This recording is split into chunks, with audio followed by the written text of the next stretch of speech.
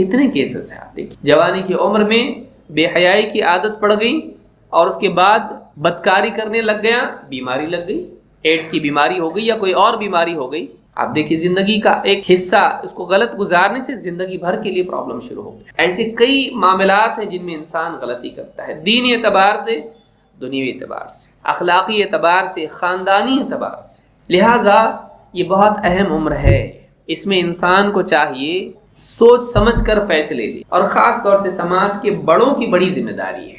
چھوٹوں کی ذمہ داری چھوٹی ہے تو بڑوں کی ذمہ داری بڑی ہے، اگر چھوٹوں کی بڑی ذمہ داری تو بڑوں کی اس سے بڑی ہے. سماج کے جو تجربہ کار لوگ ہیں، سماج کے جو بزرگ ہیں، ان کی اہمیت سماج کے لیے بہت بڑھ جاتی، خاص طور سے اس اعتبار سے کہ وہ نوجوانوں کو اپنے تجربے کے ذریعے سے بھٹکنے سے بچاتے. اللہ تعالیٰ سارے لوگوں کی عمر ایک جیسی رکھتا، اگر بھٹکتے تو سب بھٹک جاتے ہیں.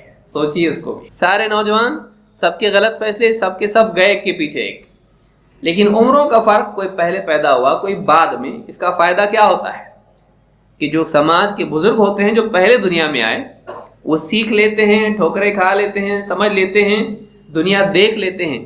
بعد میں آنے والوں کے لیے یہ اپنے تجربے اور ایکسپیرینس کے ذریعے سے رہبر بنتے ہیں.